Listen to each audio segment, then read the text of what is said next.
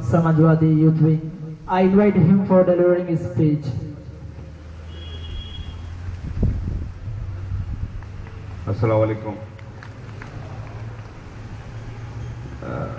Thank you.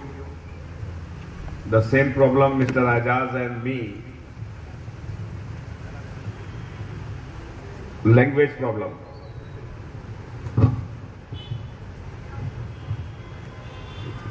Urdu समझते हैं आप लोग? कुछ समझते हैं? चल जाएगा। एसडीपीआई के नेशनल प्रेसिडेंट ई अबू बकर साहब का, जिनकी मोहब्बत, जिनका खुलूस का मैं हमेशा एहसानमंद रहूंगा, जिनकी हमेशा मोहब्बतें मेरे साथ रही और उनके एक बुलावे पर बहुत प्रोग्राम थे वहां पर, उनको छोड़कर मैं उत्तर प्रदेश के मुरादाबाद से आपके बीच में आया हूं। जनाब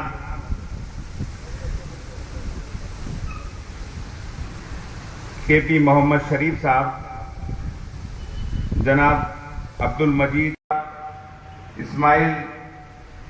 इस्माइल साहब डिस्ट्रिक्ट सेक्रेटरी एसडीपीआई, और तमाम डाइस पर बैठे एसडीपीआई के ऑफिस बेरर, सामने बैठे इस केरल के सभी मेरे बुजुर्ग नौजवान साथी, आपको ये पहली बार इतिहास में हुआ।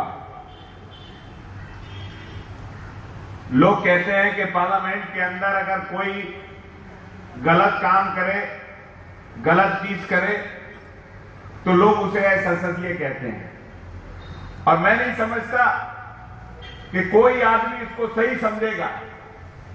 लेकिन मैं पूछना चाहता हूं उन लोगों से, कांग्रेस के लोगों से और कम्युनिस्ट पार्टी के लोगों से, और इस हिंदुस्तान के अंदर उस सियासी जमात के लोगों से, कल के अंदर उन्हीं अच्छे पढ़े लिखे आदमियों के बीच में हूं, और मुझे वो मुबारकबाद दे रहे हैं, मुझे वो बधाई दे रहे हैं, इस बात की बधाई दे रहे हैं कि पार्लियामेंट के अंदर जो मुसलमानों के, दलितों के और बैकवर्डों के खिलाफ बिल आया था, उसको फाड़कर फेंकने का काम हमने और एजाज अली साहब ने किया था। क्यों वजह पड़ी ऐसी?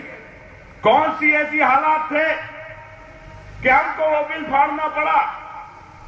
मैं ले जाना चाहता हूं आप लोगों को 1857 में यहां पर बैठा हुआ एक एक बुजुर्ग और एक एक नौजवान आदमी, जिनने सुना होगा अपने बुजुर्गों से, जिन्हें देखा होगा अपनी आंखों से कि ये मुल्क गुलाम था उन फिरंगियों का, जिन्होंने विदेश से आकर हमारी इस मादरे जमी को, हमारी इस भारत मां को गुलाम बनाने का काम किया। हम लोग इकट्ठे हुए, भूल गए कौन हिंदू, कौन मुसलमान, कौन सिख, कोई ईसाई, सारे के सारे इस मादरे जमी के सपूत बन गए, और हम लोगों ने अहद किया कि अपनी इस मादरे जमी को हम लोग आजाद कराएंगे। हम लड़े, अंग्रेजों को भगाया।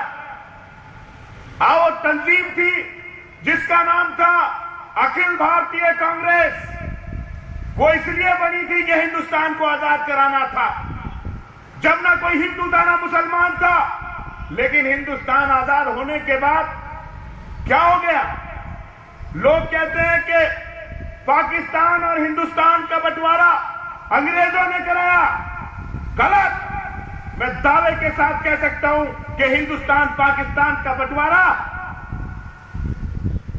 अंग्रेजों ने नहीं कराया था, कराया था नेहरू ने, कराया था सरदार पटेल ने।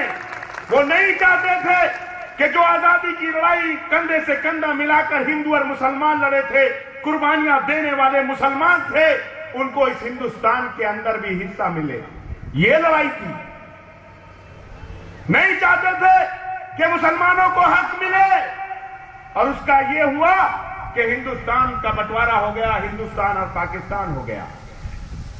ये बात मैं इसलिए आपको बताना चाहता हूं साथियों, कि 1800 से जब हिंदुस्तान आजाद हुआ, आजादी के बाद से लगातार इस हिंदुस्तान में अगर सबसे ज्यादा जुल्म और जाति, अगर सबसे ज्यादा पार्शलिटी, भेदभाव और बुरा बर्तावा किसी के साथ हुआ तो वो मुसलमानों के साथ हुआ, जिसका सबूत है केरल के अंदर रमजान आते हैं, रमजान आने पे आप रोजे रखते हैं और जब रोजे खत्म होते हैं तो अल्लाह का शुक्र अदा करने सारे के सारे मुसलमान भाई अल्लाह के 30 रोजों का शुक्र करने जाते हैं ईदगाह के अंदर।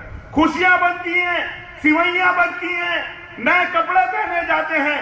लेकिन आओ मुरादाबाद के अंदर आज भी 30 साल के बाद आपको वहां पर ईद की खुशियां नजर नहीं आएंगी, आज भी वहां पर आपको सिवैयां बनती नहीं दिखेंगी, बल्कि आज भी वहां पर माएं चीख चीख कर सवाल करती हैं, बताओ मेरे उस बच्चे का क्या कसूर था, बताओ मेरे उस बेटे का क्या कसूर था जो गया था अल्लाह के 30 रोजों का शुक्र अदा करने, जो गया था अपने भाई के साथ नमाज पढ़ने, जो गया था मेरा बाप नमाज पढ़ने।